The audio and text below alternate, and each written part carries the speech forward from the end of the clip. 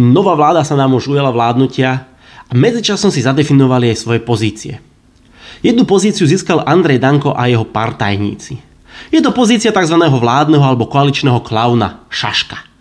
Ich jeho úlohou je to, aby vymýšľali čo najstupidnejšie a najprimitívnejšie návrhy na to, aby prekryli zlyhania tejto súčasnej vlády. Veď povedzme si otvorene, celé Slovensko sa baví na stupidnom návrhu národného menu.